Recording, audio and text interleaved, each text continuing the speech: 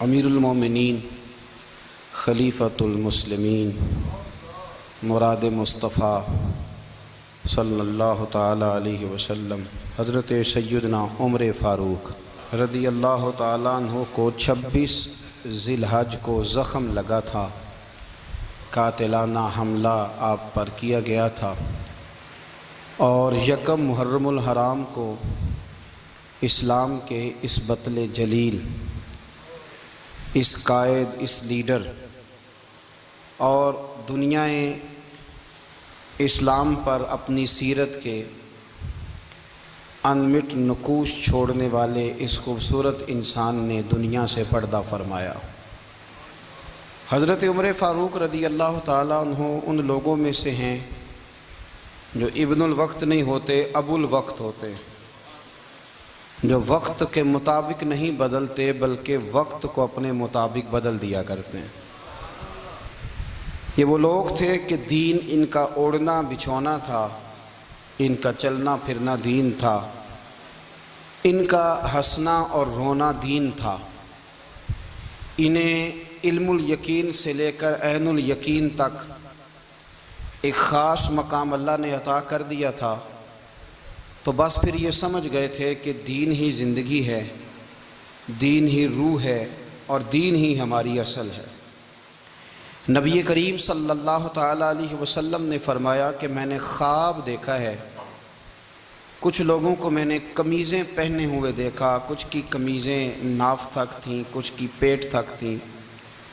اور کچھ کی گھٹنوں تک تھیں۔ عمر، میں نے تمہیں بھی دیکھا ہے، تمہاری قمیض تو پیروں سے ٹکرا رہی تھی۔ تو حضرت عمر کہنے لگے، حضور خواب کوئی دیکھتا ہے، تعبیر کوئی بتاتا ہے، پر یہاں کمال یہ ہے کہ خواب بھی آپ نے بتایا ہے، تعبیر بھی آپ ہی بتائیں گے۔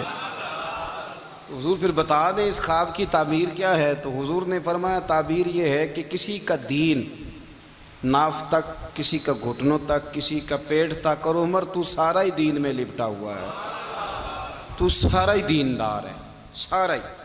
حضرت عمر فاروق رضی اللہ تعالیٰ عنہ آئیڈیل ہیں، ایک ہیرو ہیں۔ ان کی زندگی کے درجنوں پہلو ہیں، ہر سال ہم ایک پہلو بیان کر دیتے ہیں، کبھی عدل و انصاف پہ بات کر لیتے ہیں، کبھی نظام حکومت پر۔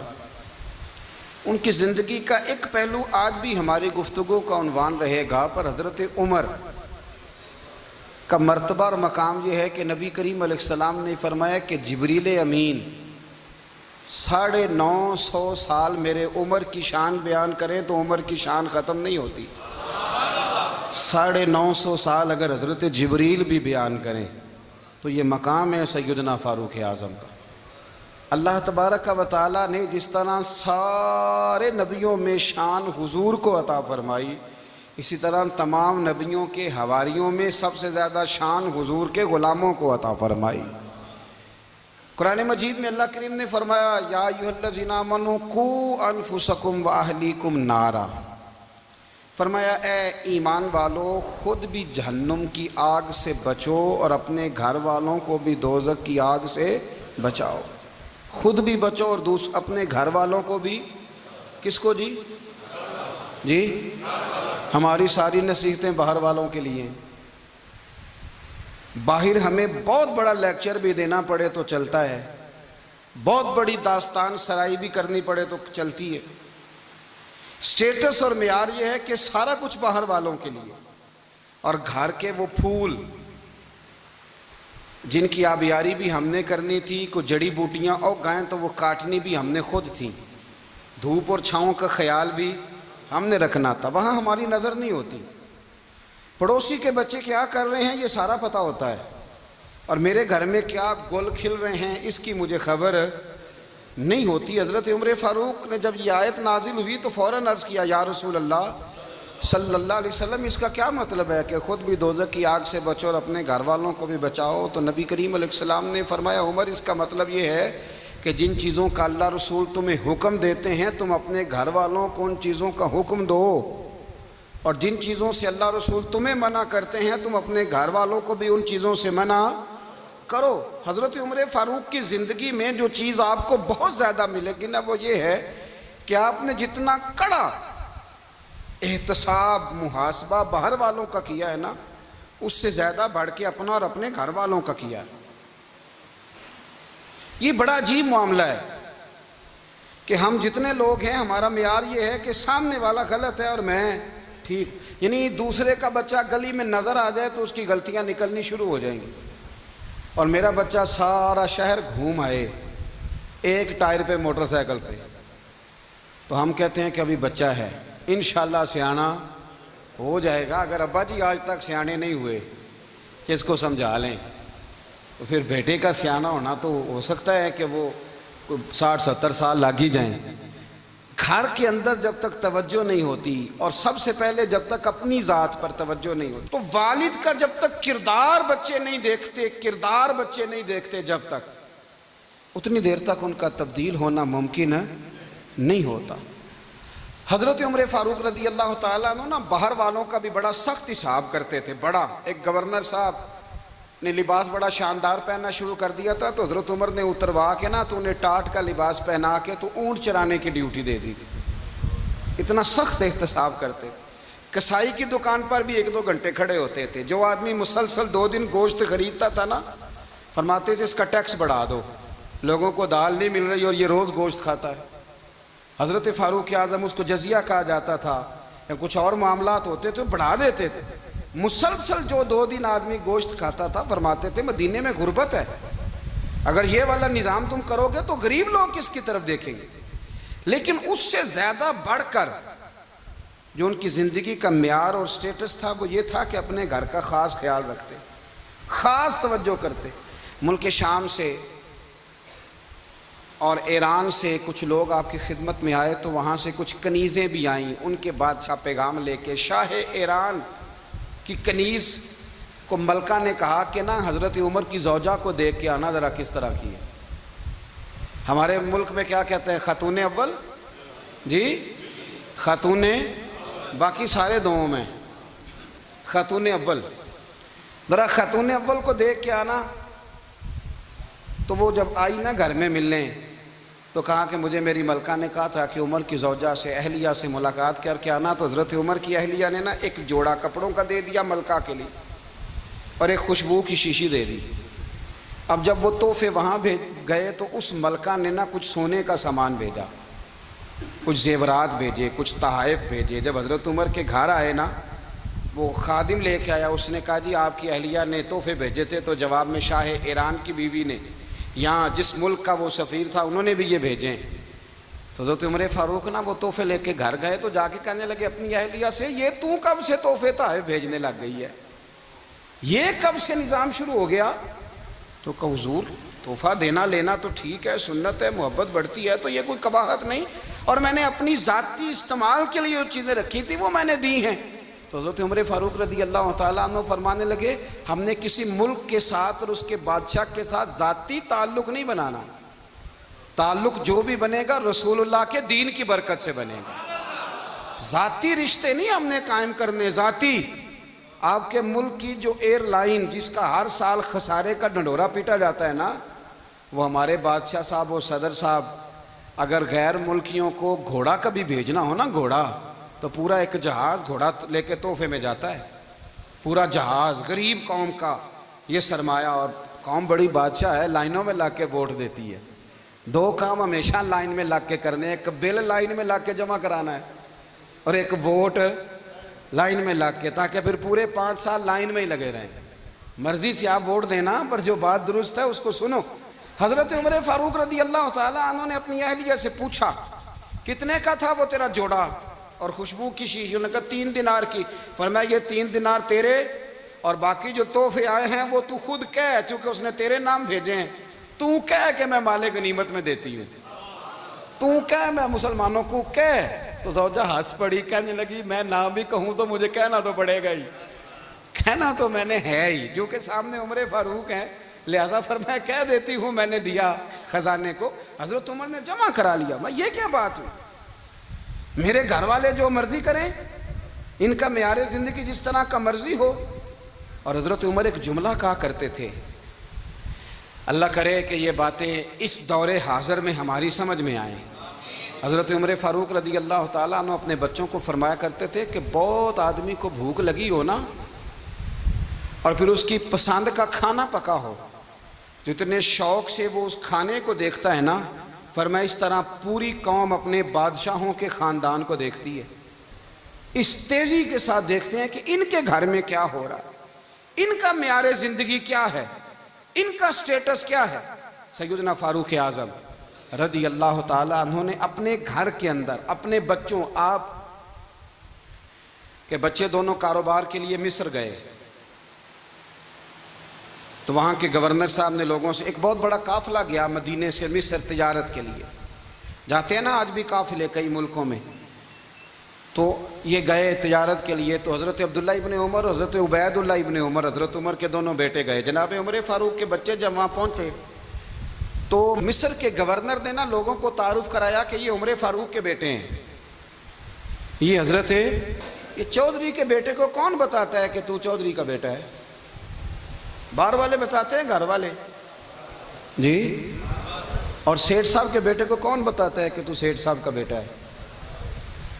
اور مالک کو کون بتاتا ہے کہ تو مالک کا بیٹا ہے اور یہ کرایہ دار ہے؟ یہ کون بتاتا ہے؟ یہ سوچ ہم دیتے ہیں بچوں کو،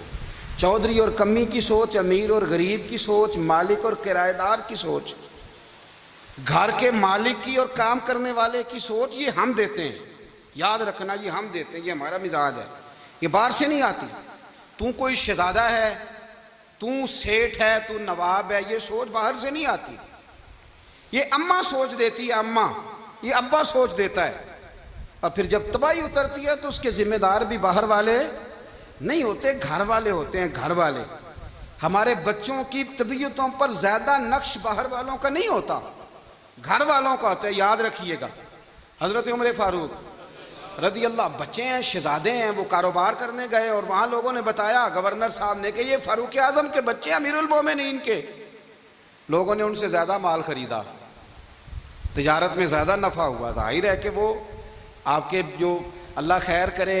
حکمران ہیں، ان کے کاروبار کتنے ملکوں میں ہیں، کس بنیاد پر ہیں؟ وہ صرف اس بنیاد پر کہ وہ حکمران رہے، ان کے لیے آسان تھا بڑے لوگوں سے تعلقات بنانا۔ حضرت عمر فاروق رضی اللہ تعالیٰ عنہ کے بچے ڈھیروں مال کما کے جب واپس آئے نا تو حضرت عمر سے آ کے بچوں نے بطور محبت کا، ابا جی اللہ نے بڑا ہی فضل کیا ہے، بڑا مال کمایا الحمدللہ، یہ دیکھیں کتنا نوازا ہے۔ تو حضرت عمر کہنے لگے سارے قافلے نے اتنا ہی کمایا ہے؟ سارے قافلے نے اتنا ہی کمایا ہے؟ کہ حضور نہیں، سارے قافلے نے اتنا نہیں کمایا، سب کو اتنا نہیں ملا، وہ تو وہاں گورنر صاحب نے لوگوں کو تعارف کرایا تھا کہ یہ عمر کے بچے ہیں، تو لوگوں نے پھر ہم سے بڑا ہی خریدا۔ تو حضرت عمر فرمانے لگے ٹھیک ہو گیا، میں بات سمجھ گیا، اس طرح کرو، جو تمہاری اصل زر تھی نا، جو راز تھی، وہ رکھ لو اور باقی سارا مال خزانہ میں جمع کرا دو، اس لیے کہ یہ تم نے تجارت نہیں کی، یہ تم نے اپنے باپ کا نام بیچا ہے، یہ تم نے امیر المومنین کے بیٹے ہونے کا فائدہ اٹھایا ہے۔ فرمایا یہ تمہارا نہیں حق، یہ مسلمانوں کا ہے، اس لیے کہ یہ مال تم نے محنت سے نہیں کمایا، یہ باپ کی کرسی کا فائدہ اٹھایا ہے۔ اور فرمایا اگر تم نے مال جمع نہ کرایا تو میں مال بھی لے لوں گا زبردستی اور کوڑے بھی ماروں گا، ڈبل سزا دوں گا، مرضی سے جمع کراؤ گے تو کوڑوں سے بچ جاؤ گے۔ بڑے بیٹے نے تو جمع کرا دیا، تو چھوٹا تھوڑا پریشان ہوا، تو حضرت عبداللہ ابن عمر چھوٹے کا ماتھا چوم کے کہنے لگے بیٹے چپ کر کے جمع کرا، یہاں بھی فخر کر کے ہم عمر کے بیٹے ہیں اور قیامت میں بھی فخر کریں گے کہ ہم فاروق اعظم کے بیٹے ہیں، یہاں بھی ناز کریں گے اور وہاں بھی ناز کریں گے کہ عمر کے بچے ہیں۔ ہمارے باپ نے خود بھی حلال ہی کھایا ہے، اور جب ہماری کمانے کی باری آئی ہے تو ہمیں حکم بھی حلال کھانے کا دیا۔ بھائی ہمارا مزاج نہیں، بچہ جب لے کے آتا ہے 2 لاکھ روپیہ تو کبھی پوچھے کہاں سے آیا ہے؟ جب وہ پہلے دن غلط دوستوں کے پاس جا کے بیٹھتا ہے تو کبھی نکالا گھر سے اسے؟ یہ بہت سارے خمیازے ہمیں اس لیے بھگتنے پڑتے ہیں کہ ہم ابتدا میں سوراخ بند نہیں کرتے، جب اس میں شگاف پڑ جاتا ہے، سیلاب آتا ہے تو ہمیں ہوش آتی ہے۔ حضرت عمر نے اپنے گھر میں نگرانی رکھی، کڑی نگرانی، زیادہ نماز گھر میں پڑھتے تھے حضرت عمر، نفلی نمازیں زیادہ کیوں بلا؟ بھائی یاد رکھیں کہ آپ نے اگر سجدہ کرنا ہے تو بچہ لیٹ جائے گا، وہ اسے پتہ کو نہیں سجدہ کیا ہے، لیکن جب گھر میں کبھی قرآن ابا جی کھول لیں نا، جب ابا جی کا موڈ بن جائے نا لیکچر دینے کا، وہ گھر میں شروع ہو جاتے ہیں، کہتے ہیں آپ لوگ نماز نہیں پڑھتے اس لیے میرے کاروبار میں برکت کوئی نہیں، تم سویرے قرآن پاک نہیں کھولتے تو میں تباہ ہو گیا۔ تو میاں آپ نے کب گھر میں قرآن پاک کھولا تھا؟ آپ نے کب نماز پڑھی؟ آپ نے کب گھر کے اندر اللہ رسول کا ذکر کیا تھا؟ آپ نے کب حدیث چھیڑی؟ آپ نے بھی تو گھر کے اندر جب بھی آپ آئے ہیں تو آپ نے وہی کچھ کیا ہے جو دنیا دار کرتے ہیں۔ آپ بھی تو اپنا موبائل لے کے الگ کونے میں بیٹھ گئے، آپ نے بھی تو کہا ہے کہ اب تمہارے چینل ختم، اب میری مرضی والا چلے گا۔ تو جو آپ نے کیا ہے بچے بھی وہی کام کریں گے۔ آپ نے بھی گپ شپ لگائی ہے تو وہ بھی لگا رہے ہیں۔ یہ سمجھ لیں جو کام آپ کریں گے آپ اپنے بچوں کی سیرت میں اس کا جلوہ دیکھ لیں گے۔ بڑی پکی سی بات ہے کہ آپ کو بچے کی عادتیں دیکھ کے سمجھ آ جائے گی کہ میں بھی یہی کرتا تھا اور یہ بھی۔ حضرت عمر فاروق رضی اللہ تعالیٰ عنہ وصال فرما گئے تو آپ کے وصال کے بعد حضرت عثمان غنی رضی اللہ تعالیٰ عنہ نے آپ کی ایک بیوہ سے نکاح کیا، حضرت عمر کی ایک بیوہ سے۔ جب وہ آپ کے نکاح میں آئی تو کہنے لگی حضرت عثمان غنی سے کہ حضور نہ تو میں خوبصورت ہوں اور نہ میں جوان ہوں، نہ آپ کی کوئی خدمت کر سکتی ہوں، میرے ساتھ نکاح کرنا سمجھ میں نہیں آیا۔ کیا شاندار جواب دیا حضرت عثمان غنی نے، کیا خوبصورت جواب دیا۔ فرمانے لگے میں نے اس لیے نکاح نہیں کیا کہ مجھے تمہارے حسن سے دلچسپی تھی یا تمہاری خدمت کی ضرورت تھی، میں نے تو اس لیے نکاح کیا ہے کہ مجھے بتاؤ عمر فاروق گھر کے اندر اپنے رب کی عبادت کس طرح کرتے تھے، وہ قرآن پاک کس طرح پڑھتے تھے، وہ رویا کیسے کرتے تھے، استغفار کا طریقہ کیا، کس وقت کس انداز میں وہ اپنے رب کو یاد کرتے تھے۔ اس لیے کہ عمر کئی دفعہ گھر سے آتا تھا تو میں اس کے چہرے پر نور دیکھا کرتا تھا، میں روشنی دیکھتا تھا، ایک معیار دیکھتا تھا۔ نکاح اس لیے کیا ہے کہ مجھے عمر کی جو گھر کے اندر کی عبادت ہے اس سے آگاہ کرو، تاکہ عثمان غنی بھی چاہتے ہیں اس طرح کے عمل کرو جس طرح کہ عمر فاروق کر کے گئے ہیں۔ بھائی جب تک ہم اپنے گھر میں وہ توجہ نہیں دیں گے، وہ مزاج دیکھیں نا، ہمارے گھروں میں جب نقشہ پاس ہوتا ہے تو ٹی وی لان بھی اس میں ہوتا ہے، ڈرائنگ روم بھی ہوتا ہے، نماز کی جگہ بھی ہوتی ہے نقشے میں۔ صحابہ جب گھر بناتے تھے تو ایک مسجد بیت کا نقشہ پاس کرتے تھے، ذہن میں رکھتے تھے کہ یہ کونا نماز کے لیے، وہاں جوتے لے کے کوئی نہیں جائے گا، وہاں نماز پڑھی جاتی تھی، عورتیں وہاں اعتکاف کرتی۔ ٹی وی لان تو آ گیا ہے اور گھر کے اندر ٹی وی رکھنے کے لیے تو ایک کمرہ الگ سے بنا دیا گیا ہے، اور اب جو نئے نقشے پاس ہو رہے ہیں اس کے اندر گھروں کے اندر جگہ بنائی گئی ہے جہاں کمپیوٹر رکھے جائیں، اور بچوں کے لیے وائرنگ ہوگی نیچے تاکہ انہیں کوئی مشکل درپیش نہ ہو۔ یہ ساری چیزیں ہم نے نہانے کے لیے گھروں کے اندر اتنے بڑے واش روم بنائے ہیں کہ لگتا یہ ہے کہ سوائے نہانے کے اور کام ہی نہیں کوئی گھر میں ہوگا، ہر چیز آ گئی۔ پر اللہ کرے کوئی تفسیر بھی ٹیبل پہ پڑی نظر آئے، کوئی حدیث کی کتاب بھی ٹیبل پہ پڑی نظر آئے۔ اللہ کرے کہ جس طرح ابا لطیفہ سن کے آتا ہے تو جب تک سنا نہ لے اسے ہضم نہیں ہوتا، اللہ کرے کہ وہ جمعے میں بیان سن کے جائے تو اس کا بھی دل کرے میں اپنے بچوں کو سناؤں، وہ نبی پاک کی کوئی حدیث کہیں سے سنے تو گھر جا کے سنائے۔ جب تک یہ معیار نہیں بنتا آپ کیسے توقع کرتے ہیں کہ گھر کے اندر اللہ کی رحمتیں نازل ہوں گی؟ آپ یہ کیسے توقع کرتے ہیں کہ گھر کے اندر وہ معیار اور وہ مزاج بنے گا؟ حضرت عمر فاروق نے ذاتی زندگی پر جو توجہ دی،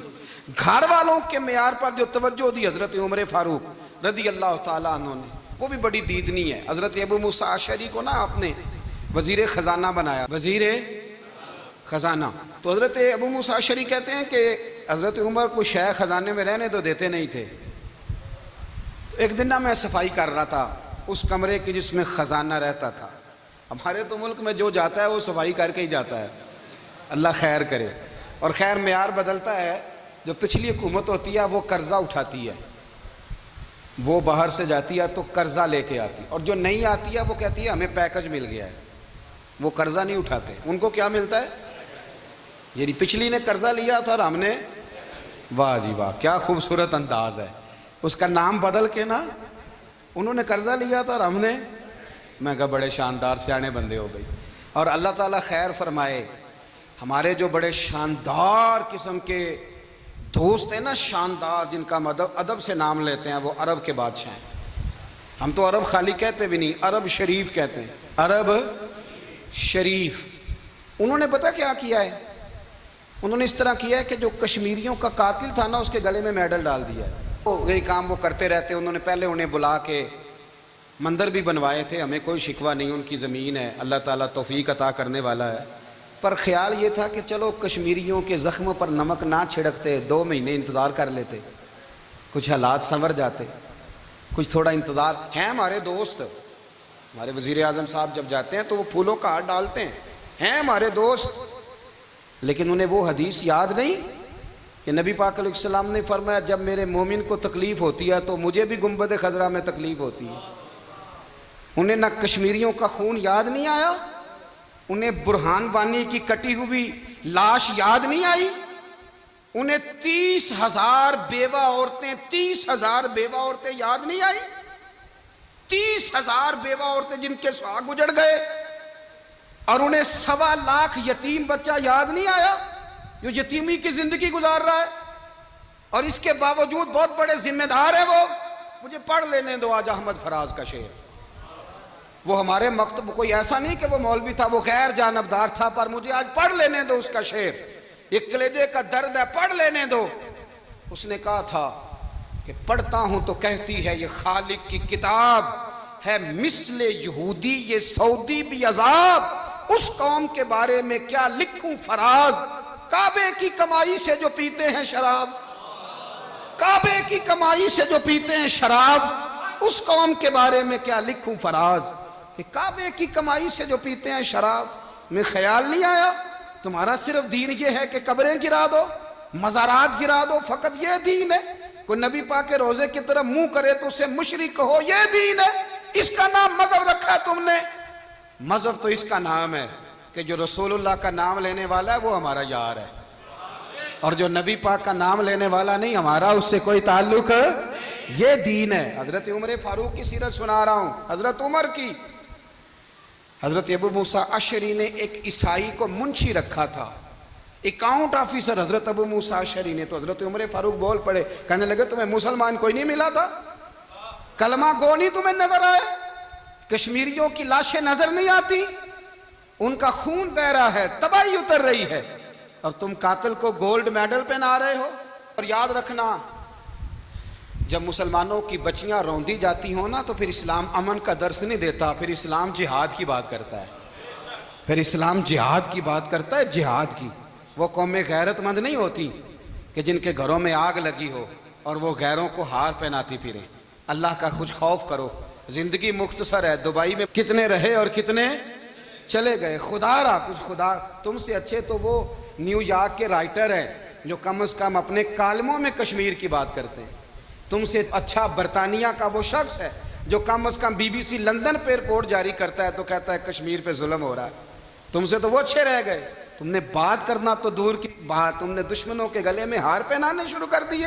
کل جب پوچھیں گے بلا کے تم کو اپنے سامنے، کیا جواب جرم دو گے تم خدا کے سامنے؟ بڑی تکلیف ہوئی، بڑی تکلیف ہوئی۔ وہ نا منصور حلاج کو پھانسی دی جا رہی تھی تو حضرت جنید بغدادی بھی آ کے دیکھنے لگے، تو منصور حلاج کہنے لگے بابا سارا زمانہ دیکھے پر تو نہ دیکھ، سارا زمانہ تماشا دیکھے انہیں تو پتہ کوئی نہیں نا، تو نہ دیکھ۔ عرب شریف والو، ٹرمپ اسے انعام دیتا تو تکلیف کوئی نہیں تھی، ملکہ وکٹوریا اسے انعام دیتی تو تکلیف کوئی نہیں تھی، پر تم تو نہ ایسا کرتے، تم تو اپنے تھے، تم تو کلمہ گو تھے، تم تو یہ ظلم نہ کرتے، تم تو یہ حرکت نہ کرتے، میں کہتا ہوں ٹھہر ہی جاتے، جانا نہیں دنیا سے، اللہ کے حضور حاضر نہیں ہونا۔ جب رسول اللہ قبر میں آئیں گے تو کیا جواب دو گے؟ خدا را حضور نے فرمایا تھا گناہ روک نہیں سکتے تو دل میں ہی برا جان لو، ذالک اضعف الایمان، یہ کمزور ایمان ہے، کم از کم اتنی حد تک تو آ جاؤ، دشمن سے گلے تو نہ ملو۔ خدا را سمجھیں، ہمارا پہلا تعارف یہ ہے کہ ہم رسول اللہ کے غلام ہیں۔ اقبال نے کہا تھا وطن کا بت نہ بنانا، وطن کو بت نہ بنانا۔ اقبال کہنے لگے ان تازہ خداؤں میں بڑا سب سے وطن ہے، جو پیرہن اس کا ہے وہ مذہب کا کفن ہے، اس لیے کہ بازو تیرا توحید کی قوت سے قوی ہے، اسلام تیرا دیس ہے، اسلام تیرا دیس ہے، کیونکہ تو مصطفی ہے، تو نبی پاک والا ہے، مصطفیٰ والا، اسلام تیرا دیس ہے، تو مصطفی ہے۔ امریکہ میں جو مسلمان رہتا ہے ہمارا بھائی ہے، اور پاکستان میں جو مرزائی رہتا ہے اس سے ہمارا کوئی تعلق نہیں ہے۔ حضرت عثمان غنی نے اپنے چچا کے بیٹے سے کہا تھا کہ تو کلمہ نہیں پڑھتا تو تیرا میرا رشتہ کوئی نہیں۔ بلال حبش سے آیا ہے پر میرے نبی کا غلام ہے تو سگے بھائیوں سے بھی آگے ہے۔ ہزاروں قومیں وجود میں آئیں دہر میں خشک و تر کے رشتے سے، پر ہم نے بنیاد دوستی رکھی یاد خیر البشر کے رشتے سے۔ اپنی ملت پر قیاس اقوام مغرب سے نہ کر، خاص ہے ترکیب میں قوم رسول ہاشم۔ کچھ خیال کرے، پہلا تعارف دین ہے، اگر دین نہیں تو پھر کسی وطن کی کوئی ضرورت۔ اس لیے کہ پاکستان کا تصور اقبال نے پیش کیا نا، تو اقبال کہنے لگے ان تازہ خداؤں میں بڑا سب سے وطن ہے جس کو تم بت بنا کے پوجتے ہو۔ ہمارا وطن تو ہمیں جان سے زیادہ پیارا ہے، پر پہلے پاکستان نہیں، پہلے اسلام، پہلے اسلام تیرا دیس ہے، تو مصطفی ہے۔ تو آمدام برسر مطلب حضرت عمر فاروق رضی اللہ تعالی عنہ۔ حضرت سیدنا ابو موسیٰ اشعری کہتے ہیں کہ میں نے نا صفائی کی، مال غنیمت کی میں نے صفائی کی، تو ایک دینار مجھے نا کہیں پڑا ہوا مل گیا، تو فرماتے ہمیں اجازت ہوتی تھی کہ ایک آدھ دینار ہم اپنی مرضی سے کہیں خرچ کر سکتے تھے۔ اگر آپ ناراض نہ ہوں تو ہمارے ہاں جب چیئرمین صاحب ناظم صاحب ٹھیکے دیتے ہیں تو ٹھیکیدار ان کا چھوٹا بھائی ہوتا ہے، یا چچا کا بیٹا ہوتا ہے، یا خالہ کا بیٹا ہوتا ہے۔ وہ خود ناظم ہوتے ہیں اور ان کا چھوٹا بھائی ٹھیکیدار ہوتا ہے، یعنی وہ نا سارا کچھ گھر کے اندر ہی رہتا ہے، گھر کے اندر ایک پیسہ دیتا ہے، دوسرا واپس اس کو واپس کر دیتا ہے، گھر کے اندر ہی۔ اب تو خیر ہمارے لوگ سمجھدار ہو گئے، ایک بندہ ایک سیاسی جماعت میں ہوتا ہے، دوسرا دوسری میں، اور تیسرا جس کی بھی حکومت آئی حکومت تو ہماری رہے گی نا، ایک بندہ تو ہے نا اس جماعت میں۔ یہ اچھا لوگوں نے ایک طریقہ نکالا ہے۔ تو حضرت عمر کے بیٹے گزر رہا تھا تو حضرت ابو موسیٰ اشعری کہتے ہیں میں نے صفائی کی تو ایک دینار نکلا، تو میں نے وہ ایک دینار نا حضرت عمر کے بیٹے کو دے دیا۔ میں نے کہا لو بیٹا اپنے چچا کی طرف سے تحفہ۔ تو گھر جا کے انہوں نے حضرت عمر کو بتایا کہ چچا نے پیسے دیے ہیں، چھوٹے بچے تھے۔ حضرت عمر نے حضرت ابو موسیٰ اشعری کو بلا لیا اور بلا کے فرمانے لگے میں تو تمہیں اپنا دوست جانتا تھا اور تو نے میری اولاد کو ہی دنیا دار بنانا شروع کر دیا، میرے بچوں کو ہی تم نے دنیا دار پیسوں پہ لگانا شروع کر دیا، میں تو تمہیں یار سمجھتا تھا۔ فرمایا تمہیں چاہیے تھا میرے بیٹے کو نصیحت کرتے کہ بیٹا پیسوں سے رب راضی نہیں ہوتا، اس کی رضا والے کام کیے جائیں تو رب راضی ہوتا ہے۔ اور فرمایا تمہیں کوئی اور گھر نہیں ملا تھا تباہ کرنے کے لیے، میرا ہی گھر ملا تھا، اٹھاؤ اپنا دینار اور خبردار آج کے بعد میرے بچوں کے ساتھ یہ والی نیکی نہ کرنا۔ اور ہمارا کیا سٹیٹس ہے، دوستی ہے یہ اس سے جو تحفے زیادہ دے، جو بچوں کو خراب کرنے میں مدد زیادہ کرے اس کے ساتھ یہ رہنا۔ حضرت عمر نے گھر پہ اور سب سے بڑھ کر اپنی ذات پہ توجہ کی۔ حضرت ابو مالک رضی اللہ تعالیٰ عنہ کہتے ہیں میں عمر کے پیچھے پیچھے ایک باغ میں گیا، اکثر اس باغ میں جایا کرتے تھے، اور عمر جا کے نا تو درخت کے نیچے بیٹھ گئے اور فرمانے لگے او امیر المومنین اللہ سے ڈر جا،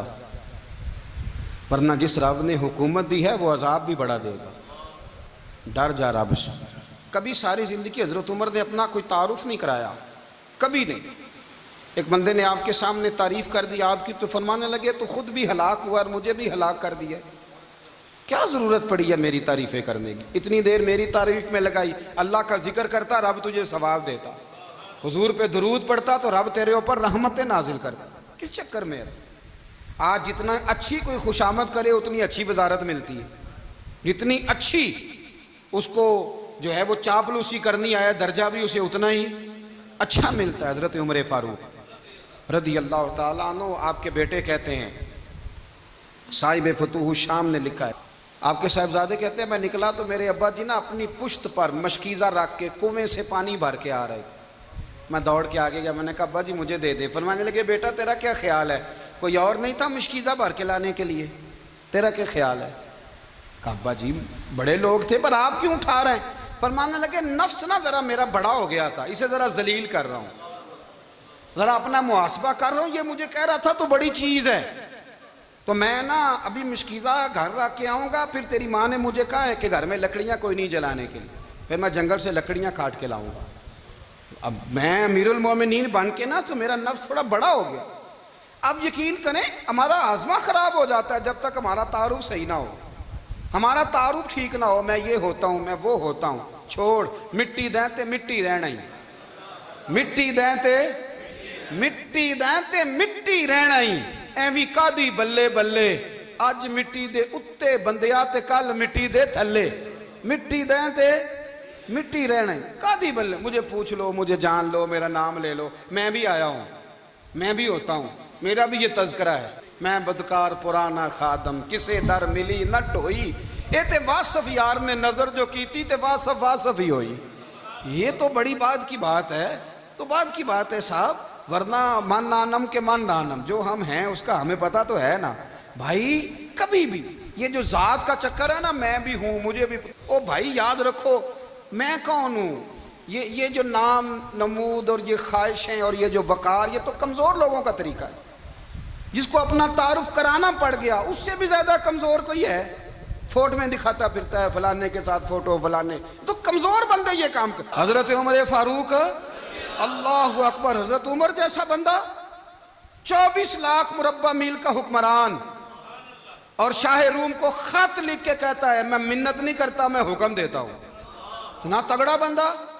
جنگ قادسیہ کے لیے حضرت سعد بن ابی وقاص کو بھیجا فتوح شام پڑھ کے دیکھیں حضرت عمر بڑے پریشان ہیں اتنے دن ہو گئے کوئی رپورٹ ہی نہیں آئی اب تو موبائل ہے نا تو ایک ایک منٹ کی رپورٹ لیں آپ بلکہ آپ ایک ایک منٹ کی فوٹو لیں آپ رپورٹ تو دور رہ گئی حضرت عمر فاروق رضی اللہ تعالیٰ عنہ بڑے پریشان ہیں کہ قادسیہ میں حضرت سعد بن ابی وقاص کے ساتھ لوگ جہاد کرنے گئے رپورٹ کوئی نہیں آ رہی اتنے پریشان تھے کہ باہر نکل کے نا اس رستے پہ بیٹھ جاتے جو رستہ قادسیہ کی طرف سے آتا تھا اس جو بھی آتا جاتا پوچھتے جنگ کے کیا حالات ہیں ادھر جب اللہ نے فتح دے دی نا تو حضرت سعد بن ابی وقاص رضی اللہ تعالیٰ عنہ نے ایک قاصد کو خط دے کے بھیجا کہنے لگے عمر کے پاس جاؤ انہیں اطلاع دو کہ الحمدللہ اللہ نے اسلام کو فتح عطا کر دی یہ حضرت عمر کو جا کے دینا وہ بڑے پریشان ہوں گے وہ جو اس زمانے میں اس طرح ہوتا تھا کہ کئی دور دور سے صحابہ جو دوسرے شہروں کے ملکوں کے رہنے والے ہوتے تھے وہ بھی آ کے شامل ہو جاتے تھے جہاد میں کوئی ایک دفعہ مدینے آیا کوئی 2 دفعہ آیا پھر اپنے اپنے علاقوں میں بہت سارے لوگوں نے زیادہ دفعہ حضرت عمر کو دیکھا بھی نہیں تھا وہ جو قاصد خط لے کے آیا تھا نا اس نے ایک آدھ دفعہ دیکھا تھا حضرت عمر بوڑھے ہو گئے وہ پہچانتا نہیں تھا میری بات کی سمجھ آ رہی ہے آپ حضرات کو ادھر سے وہ خط لے کے آ گیا حضرت عمر مدینے سے باہر نکل کے اس روڈ پہ بیٹھے تھے جو قادسیہ سے آتا تھا جب وہ اس آدمی کو آتے دیکھا تو حضرت عمر اٹھ کے کھڑے ہو گئے فرمانے لگے قادسیہ سے آ رہے ہو وہ کیا کہتا ہے پھٹے پرانے کپڑے ٹوٹے ہوئے جوتے سر پہ پرانی پگڑی کہنے لگے غلام مدینے کے رہنے والے ہو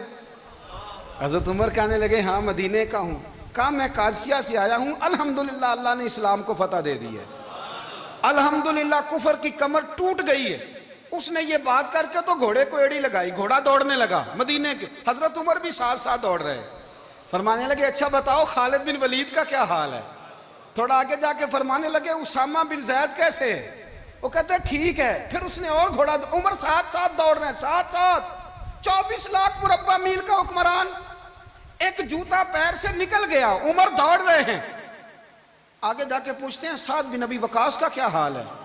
کہ حضور وہ بھی ٹھیک ہے کتنے لوگ میرے شہید ہو گئے مسلمانوں میں سے کہنے لگا صحیح گنتی کا نہیں پتا یہ لفظ ادا ہوتے ہوتے مدینے کی سرحد آ گئی لوگوں نے عمر کو گھوڑے کے ساتھ دوڑتے دیکھا تو کہا امیر المومنین کیوں دوڑ رہے ہیں وہ غلام چھلانگ لگا کے نیچے آیا قدموں میں بیٹھ گیا کہنے لگا حضور آپ نے بتایا ہی نہیں آپ امیر المومنین ہیں آپ فرمانے لگے کیا بتاتا میں تو اونٹ چرانے والے کا پتر ہوں کیا بتاتا وہ عمر ہوں جس نے اپنے گناہوں کا حساب دینا ہے کیا بتاتا جو سعد بن ابی وقاص کو جہاد پہ بھیج کے خود بزدلوں کی طرح گھر میں بیٹھا ہے کیا بتاتا کوئی حیثیت نہیں کوئی تار تو نے اچھا کیا تو مجاہد تھا مجھے ساتھ ساتھ دوڑایا تو نے اچھا کیا جتنے لوگ تھے چیخے مار کے رونے لگے حضرت فاروق اعظم سے کہنے لگے عمر جب تک تیرے جلوے رہیں گے اللہ کامیابیاں ہی عطا فرمائے گا جب تک تیرا رنگ رہے گا اللہ تعالیٰ نوازتا ہی رہے گا کچھ نہیں کبھی اپنا آپ ظاہر ہی نہیں کیا بہت بڑے تھے حضرت عمر بڑے تھے لیکن ساری زندگی اپنے محاذ حضرت ابو رافع غلام تھے قرآن پاک بڑا سونا پڑھتے تھے حضرت عمر جب بھی انہیں ملتے کہتے ابو رافع تو عمر سے اچھا ہے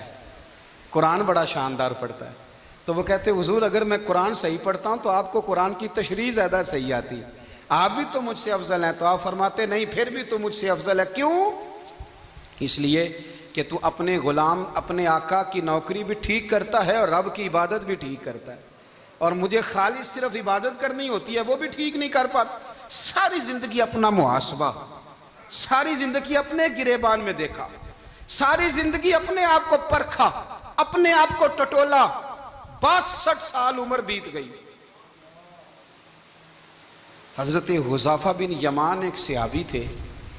میرے نبی کریم علیہ السلام نا ان سے راز کی باتیں کرتے تھے. ہر بندے کا ہاضمہ ٹھیک نہیں ہوتا, سب سے راز کی بات نہیں کرنی چاہیے. حضرت حذیفہ بن یمان کہتے ہیں حضور راز کی باتیں بتاتے. مدینہ منورہ میں جو منافقین تھے ان کی لسٹ بھی نبی پاک نے حضرت حذیفہ بن یمان کو دی تھی. جب کوئی مشکوک آدمی مر جاتا نا تو صحابہ کہتے ہیں ہم دیکھتے اگر حضرت حذیفہ نے جنازہ پڑھا ہے تو ہم بھی جنازہ پڑھ لیتے. نبی پاک نے بھی کچھ جنازے نہیں پڑھے. ترمذی میں ہے, فرمایا عثمان سے جو بغض رکھے اس کا جنازہ نہیں پڑھیں گے. حضرت حذیفہ بن یمان اگر جنازہ پڑھتے تو لوگ پڑھتے, وہ نہ پڑھتے تو لوگ جنازہ نہ پڑھتے. حضرت حذیفہ بن یمان کہتے ہیں جناب عمر فاروق کی خلافت کے آخری ایام تھے, کچھ دنوں کے بعد وہ شہید ہو گئے. فرماتے آدھی رات کا وقت تھا, میں گھر میں سویا تھا بڑا بے فکر, اچانک میرے دروازے پہ دستک ہوئی, میں گھبرا کے اٹھا. اتنی رات کو کون آیا؟ کہتے ہیں قربان جاؤں, دروازے پہ گیا تو امیر المومنین فاروق اعظم دروازے پہ. میں نے کہا عمر کوئی حکم تھا تو مجھے بلا لیتے. کہنے لگے میں نا امیر بن کے نہیں آیا, تیرا ویر بن کے آیا ہوں. امیر المومنین کی حیثیت سے سرکاری کام سے بلاتا تو وہاں بلاتا, مجھے ایک ذاتی کام پڑ گیا.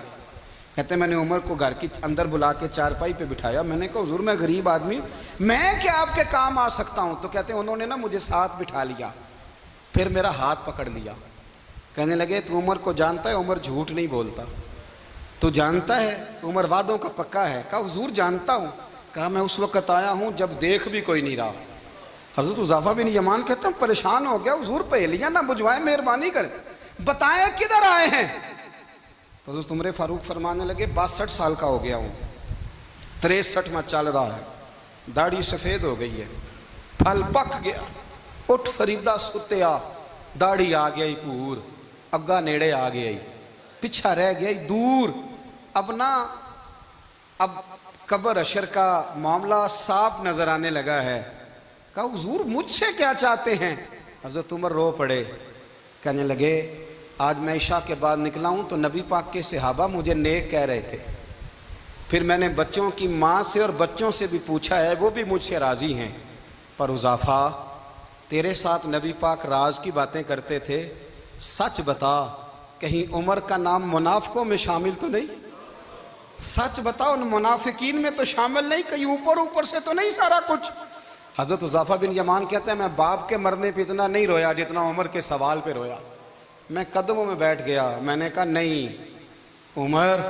یہ تو میں نے نہیں سنا, لیکن یہ میں نے نبی پاک سے ضرور سنا ہے کہ میرے بعد اگر کوئی نبی ہوتا تو عمر ابن خطاب ہوتا. یہ میں نے اپنے کانوں سے سنا ہے کہ عمر جس گلی سے گزرے شیطان رستہ بدل جاتا ہے. یہ میں نے اپنے کانوں سے سنا ہے کہ 950 سال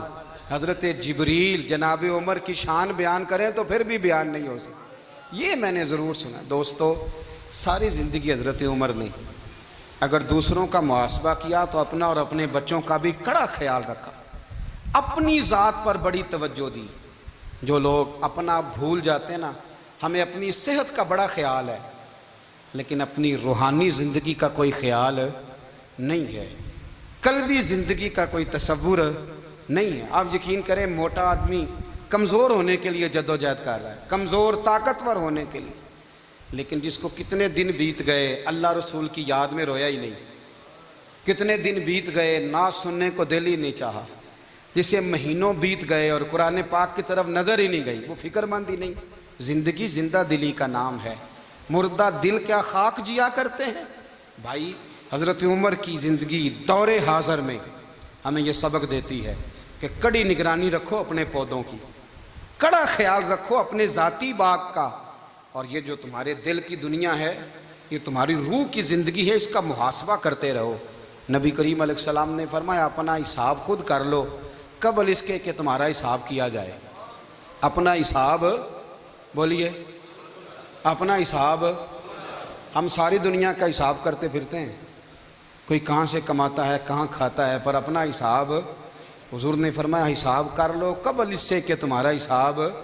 مولا علی فرماتے ہیں نماز پڑھ لو قبل اس کے کہ تمہاری نماز پڑھی جائے، نماز پڑھ لو قبل اس کے کہ تمہاری، اپنا محاسبہ کریں، تھوڑا سا نا اوپر دائیں بائیں دیکھنے کی بجائے تھوڑی سی گردن جھکا کے نا، درویش کہتے ہیں برے بندے نو میں لبن ٹریا تے جگ تے ملیا نہ کوئی، اپنے اندر چاتی پائی تے میتھوں برا نہ کوئی، تھوڑی سی نا تھوڑی سی اپنی طرف توجہ دیں۔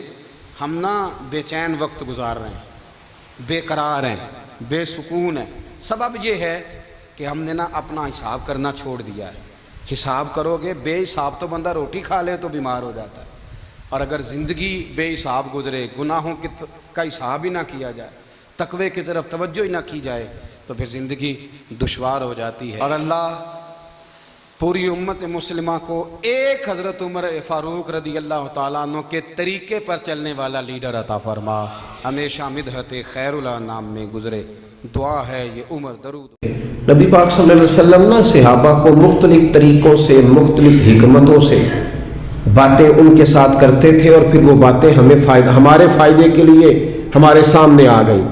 صحیح مسلم میں حضرت ابو ہریرہ رضی اللہ تعالیٰ عنہ فرماتے ہیں کہ نبی پاک صلی اللہ علیہ وسلم نے نا صحابہ کے مجمع پر نظر ڈالی اور فرمایا بتاؤ بھئی مفلس کون ہوتا ہے، غریب کون ہوتا ہے، بتاؤ، اللہ اکبر، غریب کون ہوتا ہے، مفلس کون ہوتا ہے۔ میں ملک سے باہر تھا تو ایک صاحب مجھے بڑے عرصے سے فون کر رہے تھے آپ یہاں آئیں گے تو ضرور ملیے گا، اور شاید کم لوگ اتنا فون کرتے ہوں، بڑی کثرت سے انہوں نے فون کیا، اور جس شہر میں وہ رہتے تھے جب میں وہاں پہنچا تو جس طرح کو بہت بچھڑا ہوا آدمی ملتا ہے اس طرح وہ درد سے روئے۔ میں نے ان سے کہا کہ ملاقات بھی پہلی ہے پر آپ کا انداز تھوڑا زیادہ انفرادی ہے، لوگ تو بڑے ملتے رہتے ہیں، تو معاملہ کیا ہے؟ کہنے لگے میرے لیے دعا کرو، میں دنیا کا وہ غریب آدمی ہوں جس کے پاس صرف دولت ہے، اس کے علاوہ کوئی شے موجود نہیں، کھو چکا ہوں، ان پکی سڑکوں پہ میں سارا کچھ کھو چکا ہوں، ایک دولت بچی ہے، اس کے علاوہ میرے پاس دوسری کوئی چیز۔ ایسے بھی غریب ہے دنیا میں جن کے پاس دولت ہے پر اولاد ان کے ہاتھ سے نکل گئی، ان کے پاس دولت، جائیدادیں اور زمینیں تو ہیں پر رات کی نیند ان کے پاس موجود نہیں ہے، ان کے پاس سارا کچھ ہے، 6-7 نوکر ہیں پر اپنا پوتا کبھی ملنے نہیں آیا، اپنے نواسے کبھی سلام کلام کرنے، ایسے بھی غریب ہیں دنیا میں۔ بہرحال نبی رحمت صلی اللہ تعالیٰ علیہ وسلم نے صحابہ سے پوچھا کہ بتاؤ غریب کون ہوتا ہے، مفلس کون ہے؟ تو حضرت ابو ہریرہ رضی اللہ تعالیٰ عنہ فرماتے ہیں وہی جواب جو روٹین میں سب نے دینا تھا، یا رسول اللہ جس کے پاس مال و دولت نہ ہو وہ مفلس ہے، وہ غریب ہے۔ اب یہ حضور کا سمجھانے کا انداز ہے نا، متوجہ کرنے کا انداز۔ یا رسول اللہ دولت نہ ہو، غریبی ہو، کرائے کا مکان ہو، قرضہ چڑھا ہوا ہو، غریب آدمی ہے، تو حضور نے فرمایا نہیں، یا رسول اللہ پھر آپ بتا دیں غریب کون ہوتا ہے؟ تو نبی پاک علیہ السلام نے فرمایا میری امت کا غریب وہ ہے جو قیامت کے دن احد پہاڑ کے برابر نیکیاں لے کے آئے گا۔ کہتے ہمارے کان کھڑے ہو گئے کہ نیکیاں بھی احد پہاڑ کے برابر 6-7 کلومیٹر، اتنا لمبا چوڑا پہاڑ، اور پھر غریب کا غریب۔ نبی پاک علیہ السلام نے فرمایا نیکیاں تو احد پہاڑ کے برابر تھی پر اس کی زیادتیاں بھی اتنی زیادہ ہی تھیں، ظلم بھی اتنے ہی زیادہ تھے۔ جب احد پہاڑ کے برابر نیکیاں رکھی جائیں گی نا تو وہ سارے لوگ آ جائیں گے جن کو گالی دیتا تھا، جن کو گھورتا تھا، جن کو غصے میں تھپڑ مارتا تھا، اپنے آپ کو جلال والا کہہ کے جن کی عزتیں اتار دیتا تھا، جن کو چھوٹا سمجھ کے حقارت کی نظر سے ٹھکرا دیتا تھا، وہ سب آ جائیں گے اور رب کریم کی بارگاہ میں عرض کریں گے مالک اس کے حج تو 7 ہے، عمریں اس کے 20 ہے، صدقے بھی اس نے بڑے کیے، 450 فٹ کے بور بھی بڑے کرا کے دیے، اور اس کو ذرا پوچھ تو صحیح کہ ہم اس کی فیکٹری میں کام کرتے تھے پر یہ ہمارے ساتھ ظلم کتنا کرتا تھا، اس نے زیادتی کتنی کی، اس نے ہمیں اذیت اور تکلیف کتنی پہنچائی، دل کتنے توڑے۔ تو میرے رسول کریم صلی اللہ تعالی علیہ وسلم فرماتے ہیں رب کریم اس کی نیکیاں دینی شروع فرما دے گا، وہ جس کو تھپڑ مارا تھا کچھ نیکیاں اسے مل جائیں گی، وہ جس کو درے سے مارا تھا کچھ نیکیاں اسے مل جائیں گی، وہ جس کو گالی دی تھی کچھ نیکیاں اسے مل جائیں گی، وہ نیک پرہیزگار عالم دین جس کی چوک میں بیٹھ کر غیبت کی تھی، جسے برا کہا تھا، کچھ نیکیاں اسے ملیں گی۔ فرمایا نیکیاں بٹتی رہیں گی، بالآخر اس کے پاس کوئی نیکی نہ بچے گی، پھر بھی اس کے وہ لوگ ابھی موجود ہوں گے جن کے ساتھ زیادتی کی،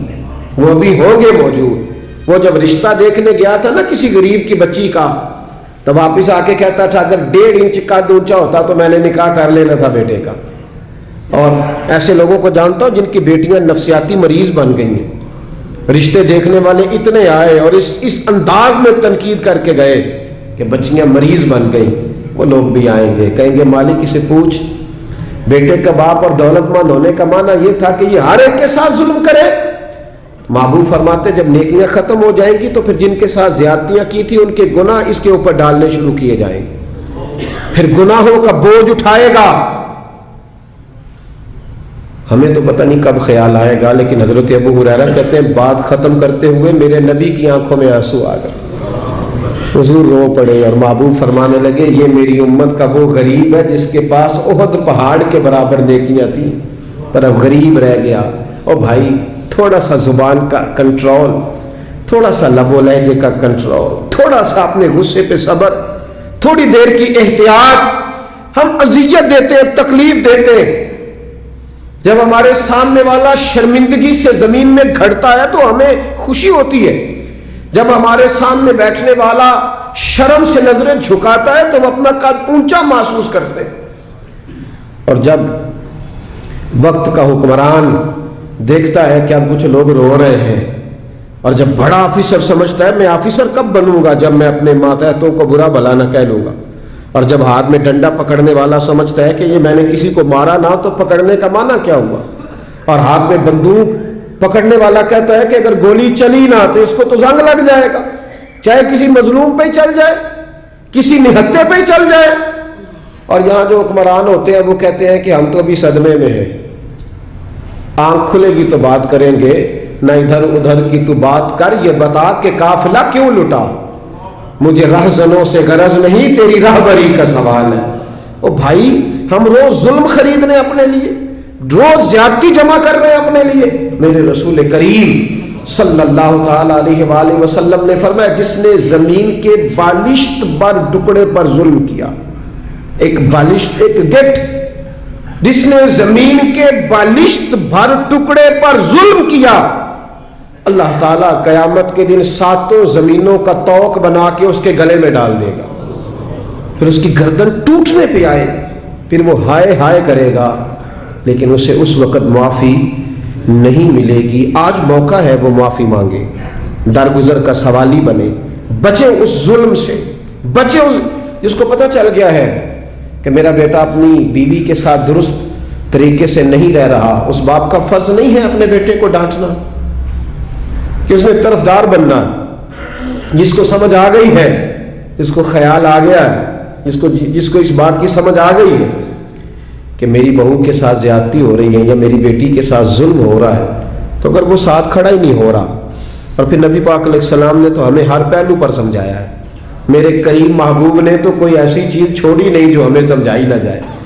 اللہ کے حبیب فرماتے ہیں اپنے بھائی کی مدد کرو چاہے وہ ظالم ہو یا مظلوم ہو۔ یا رسول اللہ مظلوم کی مدد تو سمجھ میں آتی ہے، ظالم کی کیسے مدد کریں؟ تو حضور نے فرمایا اسے ظلم کرنے سے روک دو، یہ تمہاری مدد ہے اس کے لیے، ورنہ جہنم میں چلا جائے گا۔ اس کی مدد کرو، اسے روکو۔ جب لوگ ظلم کر رہے ہوتے ہیں تو کہتے ہیں کیسے پتہ چلے گا، ہم چھپ کے کر رہے ہیں، کون ہے دیکھنے والا؟ جب ظلم کر رہے ہوتے ہیں تو کہتے ہیں میں نے وہ سارے جن جگہوں سے میں پکڑا جا سکتا تھا وہ سارے دروازے بند کر کے آیا ہوں، میں نے ہر ایک کو خرید لیا ہے۔ زندگی کے 6 مہینے، 6 سال، 10 سال، 15 سال انہیں محسوس ہوتا ہے کہ کسی کو بھی نہیں پتا چلا، کوئی بھی سامنے نہیں آیا، لیکن میرے بھائی خون پھر خون ہے، یہ ٹپکے گا تو جم جائے گا، دست قاتل پہ جمے یا کف صحرا پہ جمے، یہ جم جایا کرتا ہے۔ ظلم جو ہوتا ہے وہ کبھی بھی اس کے زخم صاف نہیں ہوتے، وہ باقی رہتے ہیں، وہ ہمیشہ موجود رہتے ہیں، ان میں کمی نہیں آتی، اور جس پر ظلم ہوتا ہے اسے کبھی ظلم بھولتا، بولیے ظلم بھولتا، خوشیاں بھول جاتی ہیں، ظلم یاد رہتے ہیں، زیادتی یہ نہیں بھولتی، یہ یاد رہتی ہے۔